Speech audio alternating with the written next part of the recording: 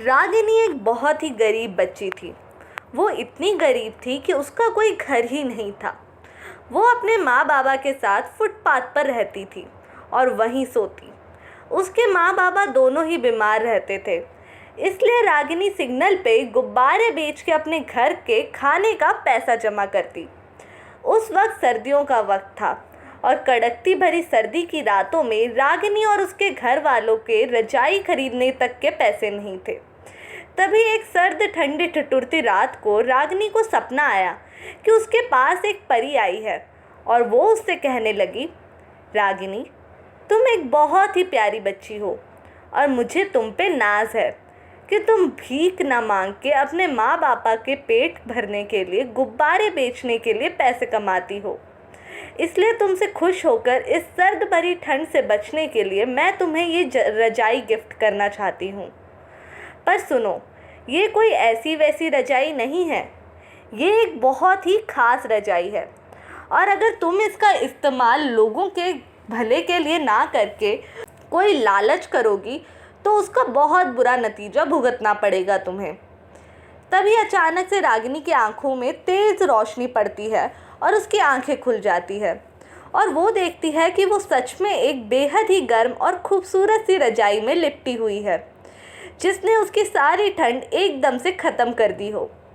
तभी खुश रागिनी की नज़र अपने माँ बाबा पर पड़ती है जो कि ठंड से ठिठुर रहे होते हैं और वो दुखी होकर बोलती है, काश मैं अपने माँ बाबा को भी इस ठंड से बचा सकती।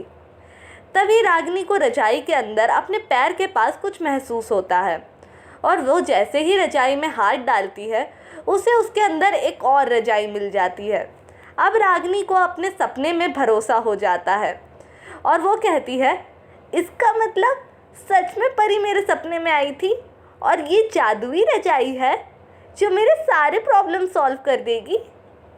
ये कह के रागिनी जाके अपने माँ बाबा को रजाई ओढ़ देती है। फिर अगली सुबह जब रागिनी गुब्बारे बेचने के लिए गुब्बारे फुलाने जाती है तभी उसे याद आता है कि उसके पास तो जादुई रजाई है और वो उसके मदद से अपने गुब्बारे आसानी से फुला सकती है। रागिनी जादुई रजाई का टेस्ट लेती है और रजाई में बैठ के फिर से कहती है, काश मेरे सारे गुब्बारे अपने आप फूल जाते। ये कह के जैसे ही रागिनी रजाई उठाती है उसकी रजाई में से बहुत सारे गुब्बारे निकलते हैं और वो उन्हें बेच आती है।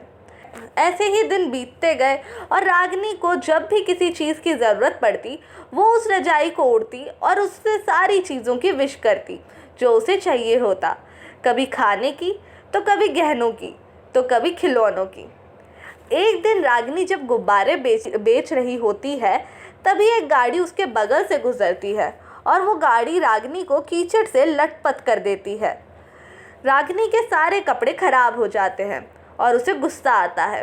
वो गाड़ी वाला गाड़ी रोककर रागिनी से माफ़ी मांगता है और रागिनी को वो आइसक्रीम ला के देता है, पर रागिनी को गुस्सा आ रहा होता है। वो जादुई रजाई के पास जाती है और उस पर बैठ के उससे कुछ कीले मांगती है। रागिनी उन कीलों को गाड़ी के आगे फेंक देती है जिससे गाड़ी वाले की गाड़ी पंचर हो जाती है, जिससे वो गाड़ी वाला दुखी हो जाता है, पर रागिनी को खूब मज़ा आता है। उसी रात जब रागिनी वो रजाई ओढ़ के सोती है तब परी उसके सपने में फिर आती है और उससे कहती है, रागिनी, मुझे तुमसे ये उम्मीद नहीं थी कि तुम दूसरों को परेशान करोगी। तुम्हें पता है, उस गाड़ी वाले की माँ की तबीयत खराब थी और वो अपनी माँ के लिए दवाई लेने जा रहा था, पर तुमने उसकी गाड़ी के टायर पंचर कर दिए जिसकी वजह से वो अपनी माँ के लिए दवाई ना ला पाया और इसीलिए अब तुम इस जादुई रजाई के लायक नहीं हो। ये कह के परी गायब हो जाती है और फिर से रागिनी की आंखों पर तेज़ रोशनी पड़ती है और वो देखती है कि उसकी जादुई रजाई गायब हो चुकी होती है। ये देख रागिनी दुखी हो जाती है और उसे बुरा लगता है कि उसने उस आदमी के साथ बहुत गलत किया। अगली ही सुबह रागिनी जल्दी से उठती है और सुबह सुबह गुब्बारे फुलाकर अपने गुब्बारे बेचने का काम शुरू कर देती है। दोपहर तक रागिनी के सारे गुब्बारे बिक जाते हैं और उसे जितने भी पैसे मिलते हैं वो उनसे जाकर उस आदमी की बूढ़ी माँ के लिए दवाई लाती है और उनके घर पे उन्हें दे आती है। वो आदमी रागिनी को अपने घर पे देखकर बहुत ही हैरान और खुश हो जाता है। तभी रागिनी उस आदमी से अपनी कल की गलती के लिए माफ़ी मांगती है। वो आदमी अच्छा होता है और वो रागिनी को माफ़ भी कर देता है। रागिनी फिर कहीं ना कहीं दुखी होती है क्योंकि अब उसके पास उसकी प्यारी जादुई रजाई नहीं होती। पर रागिनी जैसे ही अपने घर वापस आती है, वो अपनी जादुई रजाई अपने घर पे पाती है और उसे देखकर वो फिर से खुश हो जाती है।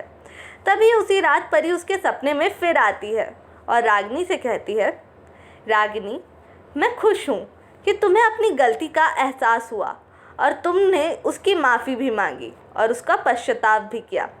इसलिए मैं तुमसे खुश होकर तुम्हें तुम्हारी जादुई रजाई फिर से लौटा रही हूँ। इसके बाद रागिनी ने कभी भी अपनी जादुई रजाई का गलत इस्तेमाल नहीं किया और खुशी खुशी सबकी मदद करने लगी।